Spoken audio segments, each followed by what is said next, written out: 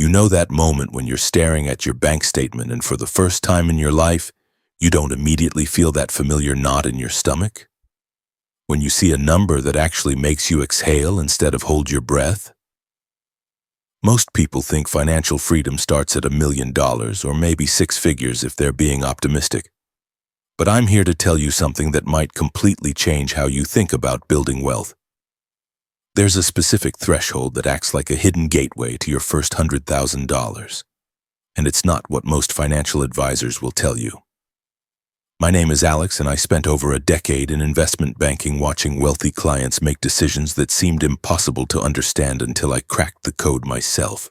I walked away from that world in my mid-30s, not because I had to, but because I finally understood something about money that changed everything. Now I spend my time studying wealth creation and helping people discover what I wish someone had told me 20 years ago. If you've ever wondered why some people seem to effortlessly build wealth while others struggle despite having decent incomes, stick around because this video is going to reveal the mathematical and psychological reality behind that first crucial milestone. Before we dive into why $20,000 is the secret catalyst most people never recognize, let me paint you a picture of what life looks like when you're operating below this threshold. You wake up every morning and your first thought isn't about your goals or your dreams. It's about whether that automatic payment is going to clear or if you need to move money around to avoid an overdraft fee. You're constantly calculating. Not big strategic calculations about investments or opportunities, but survival calculations about whether you can afford to grab lunch with a colleague or if that coffee shop visit means eating ramen for dinner. This is the reality for millions of people who are trapped in what I call the scarcity loop. Every financial decision becomes a careful negotiation with your bank balance. Every unexpected expense feels like a potential catastrophe that could unravel your entire month. You're not thinking about building wealth because you're too busy trying not to lose what little you have. Your brain is operating in pure survival mode, which makes it nearly impossible to make the kinds of strategic decisions that actually create financial progress. But here's where things get fascinating from a behavioral finance perspective. There's a specific dollar amount where this entire dynamic flips, where your brain literally rewires itself to think about money differently, where survival mode transforms into growth mode. And that number isn't some arbitrary figure I pulled out of thin air.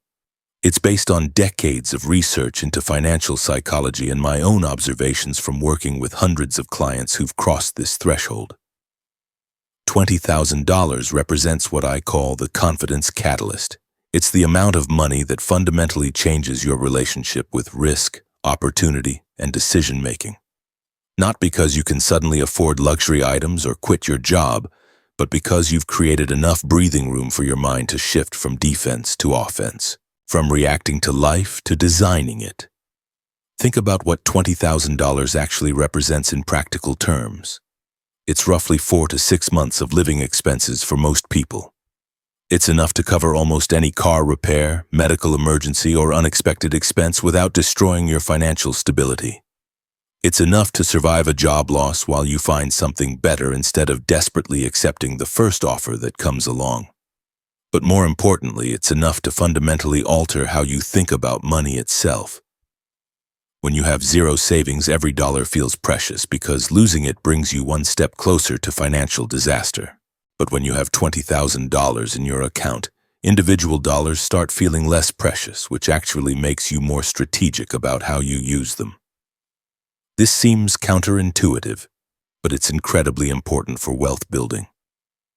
The person with no savings might skip a $200 networking event because that money feels massive when you're living paycheck to paycheck. But the person with $20,000 saved might attend that same event and end up meeting someone who offers them an opportunity worth thousands more annually. The safety net doesn't make you careless with money. It makes you more willing to invest in opportunities that could multiply your wealth. This is what wealthy people mean when they say money goes to money.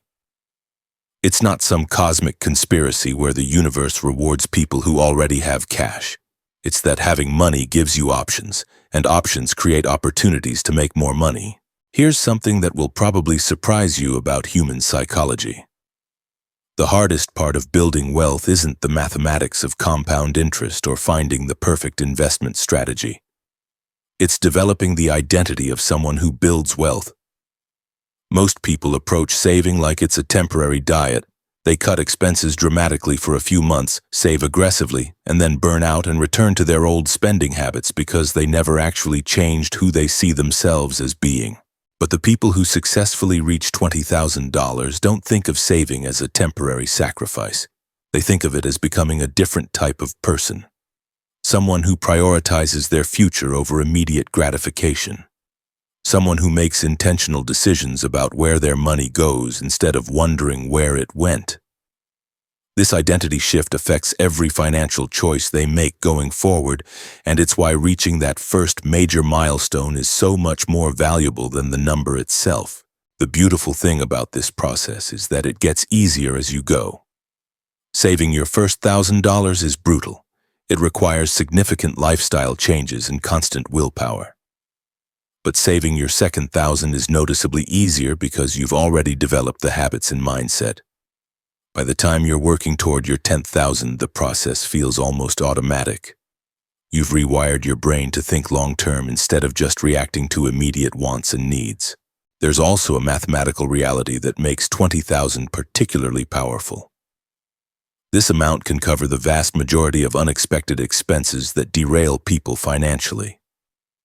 Car repairs, medical bills, job transitions, family emergencies.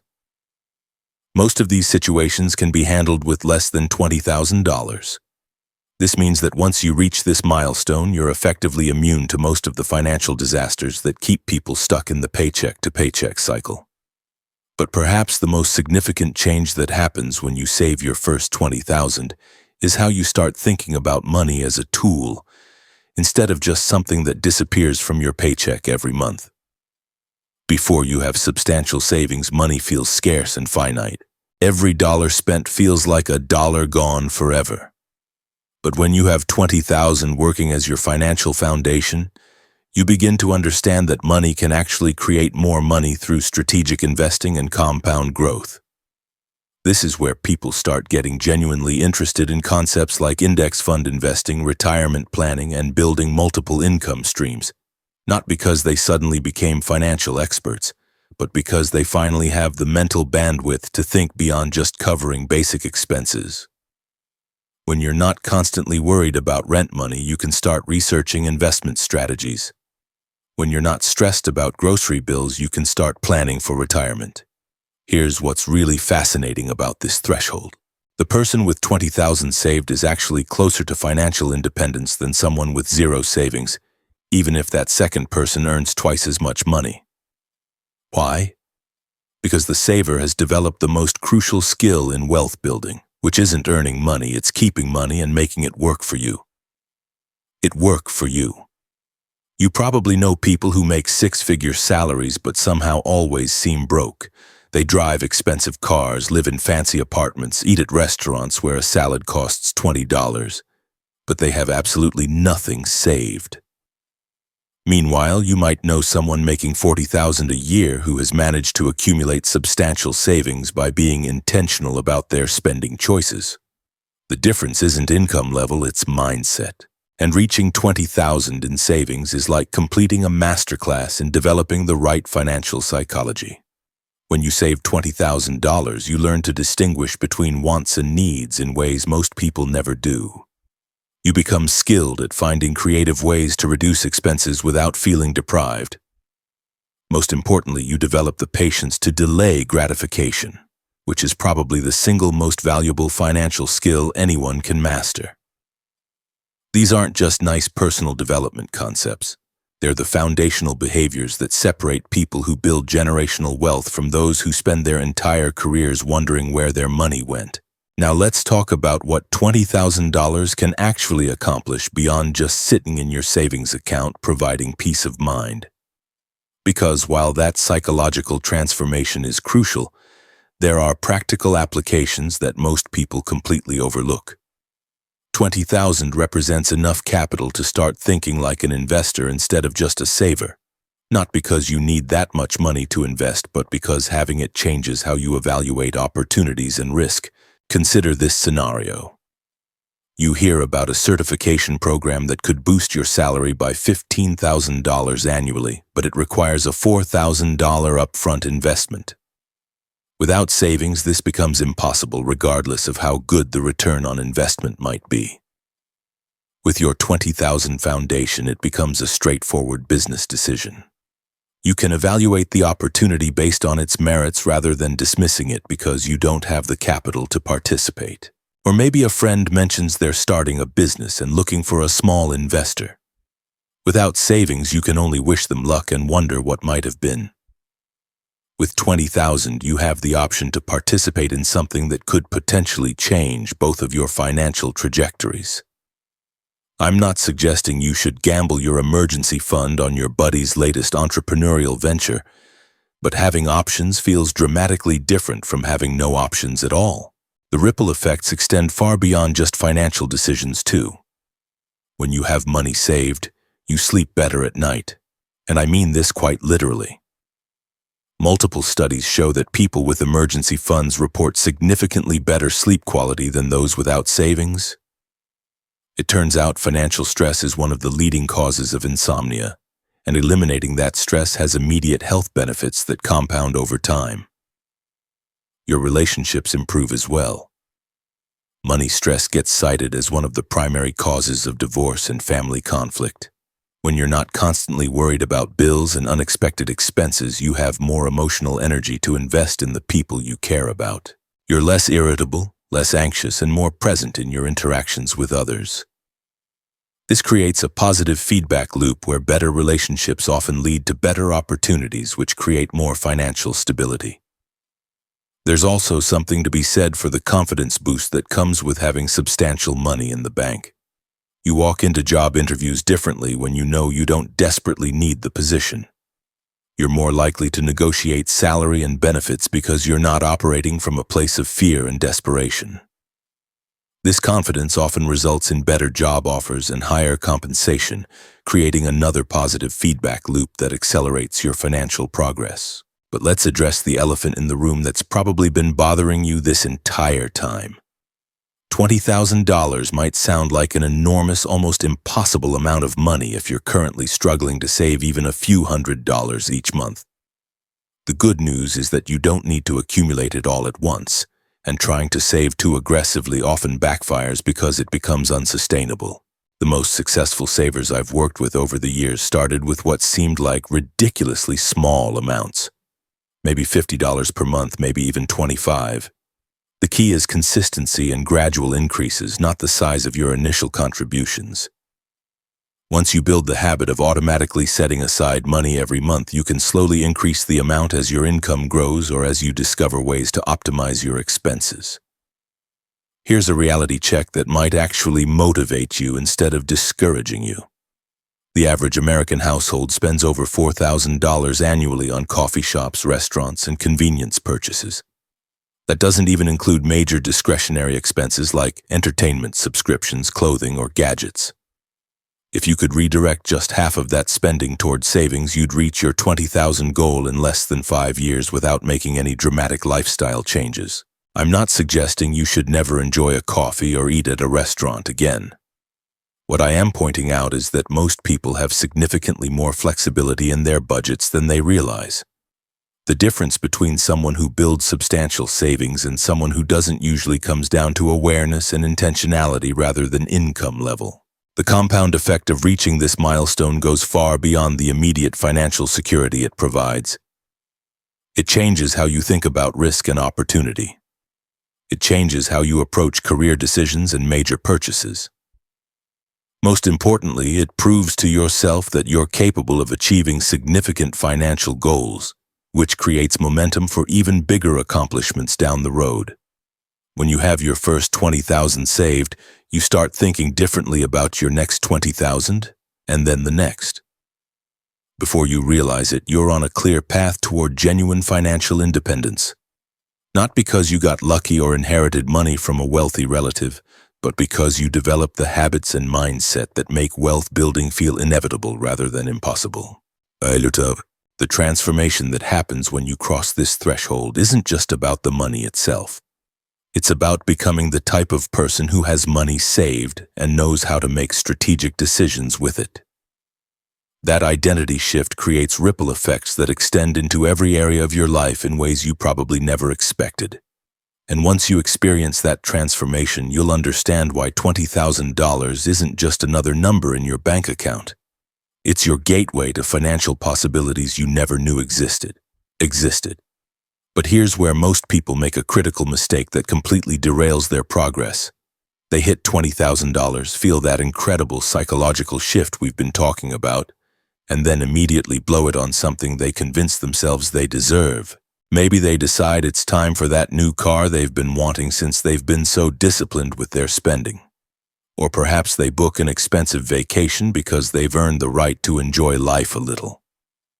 Some people use it as a down payment on a house they can't actually afford, thinking that $20,000 gives them permission to take on massive debt. This is like watching someone spend years training for a marathon, finally getting in the best shape of their life, and then celebrating by eating nothing but pizza and ice cream for the next 6 months. That $20,000 isn't a reward for good behavior. It's the foundation stone of everything you're going to build financially for the rest of your life. It's the seed that grows into generational wealth if you're patient enough to let it compound instead of spending it on temporary satisfaction. I learned this lesson the hard way during my investment banking days. I watched client after client reach significant financial milestones only to immediately sabotage their progress with lifestyle inflation. They'd work for years to accumulate substantial savings, then convince themselves they deserved to upgrade their lifestyle to match their new net worth. Within months, they'd be back where they started, except now they had higher fixed expenses and the same old financial stress. The clients who actually built lasting wealth were the ones who treated each milestone as a stepping stone rather than a destination. They understood that $20,000 wasn't the end goal. It was the beginning of a completely different financial trajectory. They kept living like they had $5,000 saved while their actual savings continued growing toward $50,000, then $100,000, and beyond. Here's something that will probably make you laugh or cry, depending on your current financial situation. Most people spend more money on transportation over their lifetime than it would take to achieve complete financial independence. Between car payments, insurance, maintenance, and fuel, the average household drops $600 to $800 every month just to get from point A to point B. Over 40 years, that easily adds up to $400,000 or more. Meanwhile, these same people complain that they can't afford to save for retirement or build an emergency fund. It's like watching someone spend a fortune on gym memberships they never use while insisting they can't afford healthy food. The priorities are completely backwards, and it keeps them trapped in financial mediocrity. This is where having $20,000 saved completely transforms your perspective on major purchases. Instead of thinking about whether you can afford the monthly payment, you start thinking about what that purchase is really costing you in terms of future wealth. That $30,000 car isn't just $30,000. It's $30,000 that could have grown to over $200,000 in your investment accounts over 20 years. Suddenly, driving a reliable used vehicle doesn't feel like a sacrifice anymore. It feels like a strategic choice that's funding your future freedom. And here's the beautiful irony. The person making the flashy car payment is probably stressed about money every month, while the person driving the older Honda is quietly building wealth and sleeping soundly at night. This mindset shift extends to every major financial decision you make going forward. Housing, education, vacations, entertainment. Everything gets filtered through the lens of opportunity cost, but not in an obsessive way that drains all the joy out of life. In a strategic way that ensures you're making intentional choices about where your money goes instead of wondering where it went. Let me tell you something that might surprise you about wealthy people. Once you start thinking this way, you often realize you don't actually want half the stuff you thought you wanted. That bigger apartment might be nice, but is it worth delaying your financial independence by 3 years? That expensive hobby could be fun, but there are probably cheaper ways to get the same satisfaction and personal fulfillment. This isn't about becoming some miserly penny pincher who never enjoys anything. It's about becoming intentional with your money instead of letting it slip away on things that don't actually add value to your life. When you have clear financial goals and understand the power of compound growth, it becomes much easier to distinguish between what you want and what you really want. The math behind why 20,000 is such a crucial milestone gets even more interesting when you start looking at investment returns.